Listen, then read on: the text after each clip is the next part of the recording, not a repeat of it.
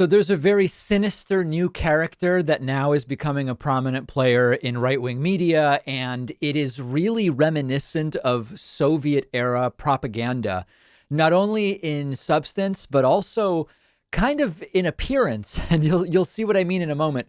Some relatively short period of time ago, Donald Trump hired a new spokeswoman, and that spokeswoman is a woman named Liz Harrington. And I'm going to play a couple of clips of her from the media from the last couple of days. And it is not only what comes out of her mouth that is sort of out and out Soviet style propaganda. Even the appearance is weird, where like it's not clear if it's a green screen or what's going on. But even like her skin tone and the production value is reminiscent of like Cold War era propaganda and or hostage type videos. And it's all very, very crazy. So let's take a look at this first clip. This is from Real America's Voice, The War Room with, I guess, Steve Bannon. I don't know. Let's take a look at this. And, this could be straight out of the Soviet era Russia. They can try to raid as many Donald J. Trump supporters as they want. We're just going to keep coming. We're going to keep pressing forward. We're going to get the truth about the election, and everyone will believe it. Everyone already knows that this election was wrong, that something was not right. It is 15 months since the election she's talking about. 15 months. And much like we've seen in propaganda movements elsewhere, North Korea insists Kim Jong-il really got a hole in one on every hole the first time he played golf and controls rainbows and, all this different stuff.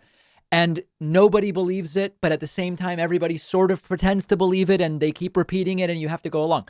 Similar to the things we hear out of Russia, similar to things we've heard from, all sorts of different places. And the production value is like a cross between Soviet propaganda videos and old 90s video games I used to play, like Duke Nukem 3D. I mean, it's all just strange. But 15 months later, folks, they are saying the evidence is coming. Any day now, we're going to get the evidence. Here's another clip. Also, again, I don't know if it's a poorly lit green screen or what it is, but she looks like she's being held hostage. And here's a longer propaganda clip. Liz, I think one of the reasons a lot of our colleagues in the old media don't want to talk about it is they know he is going to be a force du jour in the next election. I recently saw a little letter that Governor Youngkin sent the president thanking for his help in getting elected in Virginia. That's something that the mainstream media doesn't want to talk about. But tell us about how Donald Trump is going to play a role in the 2022 election as Kevin McCarthy and troops try to take back the House and the Senate. Well, the power of the endorsement, that's another thing that is ignored by the fake news, but it's not ignored in the world of politics. I can tell you, everyone wants the Trump endorsement. They're always hounding us for that ever important endorsement because they know it will put them over the finish line. So now it's not really true that Trump's record is so good. I mean, in the 2018 midterms, to go back to a midterm, Trump endorsed 75 candidates and about half of them won. 55% won. It's not that good, particularly when you consider the power of incumbency and a bias to success when you're endorsing incumbents. During Trump's entire presidency, 2017 to 2021, Ballotpedia tracked 305 Trump endorsements. And then when he left office, he made another 49 endorsements. So that's 354 total. His record was 77% won. And again, there's a major bias to success because he mostly was endorsing incumbents and incumbents usually win. So his record really isn't that good, but it doesn't matter. They have now gone fully in this. You can't believe what anybody tells you. You can't believe what you see. You can't believe what you hear. You can't even believe what you believe is to be evidence. Even that you have to doubt. You have to believe what Liz Harrington tells you from her bizarrely lit, extremely weird screen that she's coming to you from.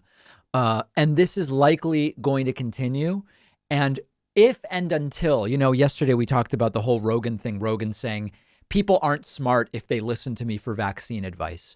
And much the same way, the people that are watching this stuff are people who don't have the critical thinking skills. They don't have the media literacy wherewithal to question the messages and the things that they are being told. And so in all likelihood, they're going to continue believing it. And the impacts of that are certainly going to be felt in the midterms.